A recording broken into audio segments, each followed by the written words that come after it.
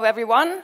I am really very excited to be here, to see that many of you here, and even more excited to be able to talk about AML technology and how they interact with one another.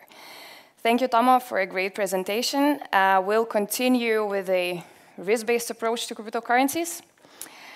And so, as we all know, an amended AML law in Lithuania is expected to be come into force within a few months, under which virtual currency exchanges and custodian wallet providers will become obliged entities, which in turn means that these entities will need to have comprehensive compliance programs covering a set of well-known AML requirements such as customer due diligence, transaction monitoring, suspicious activity reporting, etc. But today, let me focus more on the very specific vulnerabilities of cryptocurrencies and how can they be addressed, how can they be managed, and share with you a few thoughts on what tools could be used in order to manage money laundering and terrorist financing risk in the cryptocurrency business. So as defined by FATF and agreed by FinCEN, cryptocurrencies may be vulnerable due to their limited transparency, distributed structure, speed, and global nature. Limited transparency. Well, basically, this means that cryptocurrencies may allow greater anonymity than traditional non-cash payments. But just before I start, I would like to distinguish the acquisition of cryptocurrencies from the actual cryptocurrency transaction. So I will talk about acquisition of cryptocurrencies in this particular part. So the main question is here, is it possible to acquire a cryptocurrency anonymously, meaning without disclosing your identity? So the answer is yes and no. It is possible to do that if you acquire it through unregulated service, say directly from another cryptocurrency user or from unregulated exchange, which might not ask to disclose your identity, say your name and surname. And it is not possible if you are acquiring it through regulated service, say from regulated cryptocurrency exchange, which will apply KYC and CDD measures. But let me stop here for just a little while. So we have witnessing that the regulation in the AML field has becoming more rigorous and rigorous over time. And one of the outcomes is an increased amount of data we collect directly from our customers. But what if we collected less data directly from our customers and use more advanced KYC analytic tools to analyze the data that is already with us? Think of an email address. So there has been a survey conducted which revealed that almost 90% of respondents have been using their personal email addresses for more than 3 years, and almost a third for more than 10 years. So you can only ask yourself how much information you have shared on the internet within the last 3 years. So how many tickets you have bought on the same email, how many shoes, books, and clothes you bought on Amazon, eBay related to the email, how many social media accounts you have related to the very same email. So apparently there are solutions out there which would go online, scrape the data, and look for the data you've shared, and relate that to your email address. So advanced KYC analytic tools can look at your email and say a lot. For example, is it valid? How active have you been? Has this particular email address been ever related to any fraudulent activities online? Even the picture, phone number, even the location from which you logged into your email address. So in my personal opinion, that kind of information can give you deeper insights and reduce compliance costs significantly. So how to manage the vulnerability of limited transparency? So first of all, we should limit the anonymous acquisition of cryptocurrencies. And how to do that? Well, first of all, we should increase the number of regulated market participants. And the fact that a cryptocurrency exchange is regulated shall remain as a competitive advantage. But we cannot push too hard, because if we do overregulate, this might lead to de-risking, which in turn might lead to potential businesses and customers moving underground. And this is what we want to avoid. And on the entity level, we of course have to focus on appropriate, proportionate, adequate KYC and CDD procedures. Given the non-face-to-face nature of cryptocurrency businesses, we shall take into consideration the remote customer identification and verification solutions and all the CDD, KYC procedures that we already know. Distributed structure. Well, this basically means that there is no intermediary, no agent involved in settling cryptocurrency transactions, which simply means that for law enforcement agencies, it might become really difficult to target one specific entity, one specific location, access the information that is there, and in accordance seize and freeze criminal assets. From here on, I will be talking about cryptocurrency transactions. But before I start with it, I would like to remind how important it is, first of all, to acknowledge the very specifics of blockchain technology. So here you can see a screenshot from the blockchain. So you can see an entire history of the transaction that has just taken place, Bitcoin transaction that has recently taken place. And so this information is public. So anyone of us can go online and check it out. Second of all, as I said, there's no intermediary, no agent involved in settling cryptocurrency transactions. So I would like you to take a look at the details section. You see there is a Bitcoin address on the left and the Bitcoin address on the right. So the address on the left is a sender.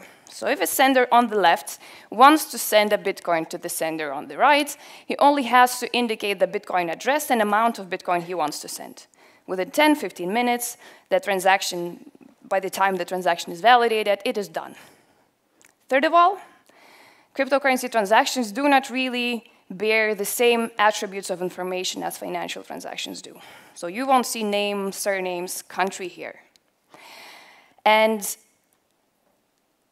just to make it very clear, while the acquisition of cryptocurrencies may be anonymous sometimes, the transactions of cryptocurrencies are not that anonymous, and they're more of a pseudonymous nature. Well, at least those which are most popular, for example, Bitcoin transactions. And while to the most of us, the Bitcoin address means nothing but a random set of numbers and letters, there are solutions out there which are able to actually make sense out of it. So is it possible to monitor the cryptocurrency transactions? Well, yes, it is. So even though cryptocurrency exchanges cannot decide whether a transaction has to be settled or not, they are able to calibrate the internal control systems and to apply sophisticated transaction monitoring scenarios, so they would be able to freeze the funds if they think, freeze the assets if they think that this transaction is high risk. For example, if there is an incoming transaction which exchange thinks to be high risk, it could be stopped, investigated, and further decided whether to book the customer's account or not. The same goes with an outgoing transaction. So I know that we will have a comprehensive presentation about the transaction monitoring solutions later on, so I will just briefly introduce you with what is out there and what, well, methods they would use. So one of the most popular ones is clustering. So, you know, there are tons of cryptocurrency transactions on the blockchain. So there are solutions which are able to go on the blockchain, take a look at these transactions, take a good look at these transactions, and tell you which of these transactions are related to one, which of these addresses are related to one another, by simply clustering them or putting them into some sort of a pool of addresses, saying that, well, it is highly probable that these addresses belong to the same entity. So this piece of information, combined with an information collected from the public sources, can help to identify the clusters. That is, to be able to say whether that particular cluster belongs to, say, Coinbase, that is a reputable big cryptocurrency exchange, or that cluster belongs to darknet market, Silk Road, for example, as a former one. So once this information is here, it is possible to assign risk profiles to these clusters, meaning that cryptocurrency exchange can calibrate their transaction monitoring scenarios, saying that, well, it is highly probable that this particular cryptocurrency transaction is related to terrorist financing or sanctions or child abuse, for example, or ransomware, and this would make a transaction prohibited. Or that transaction is related to gambling, mixing, darknet market, which would make it high risk and require more deeper investigation. So let's take a look at that example. So the square on the right, say that the square on the right is a customer of cryptocurrency exchange, and the circle on your left is a darknet market. So that kind of transaction would be stopped at the gates of cryptocurrency exchange. So compliance officer could be able to open an alert and do an investigation, perform enhanced due diligence. So what is a great technological advancement? That it is possible to see an entire chain of transactions. Instead of seeing the very last transaction, as it would be the normal case in the financial institutions, you are able to see an entire chain of the transactions and track the source of funds to the very entity. So open the alert. Compliance officer would probably raise, well, many questions, such as whether it was incoming, outgoing transaction, one-off, recurring, what is the amount of the transaction, what's the overall customer behavior, etc. So based on these transaction monitoring scenarios, cryptocurrency exchanges should not forget to apply well-known traditional transaction monitoring scenarios, taking into consideration such factors as frequency, amounts, account activity, etc. So in order to manage the vulnerability of distributed structure, I think a great importance and a great, it is really important to make sure that transaction monitoring processes are well established in the cryptocurrency exchange, and that transaction monitoring scenarios are there, that blockchain analytic techniques are taken into consideration, which would definitely help to ensure the real-time screening and timely suspicious transaction reporting, and have transaction history if exchange has to ever respond to court subpoena or other law enforcement agency requirements.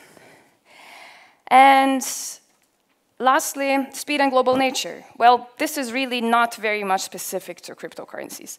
And another financial transactions, such as mobile payments, do bear the same risks.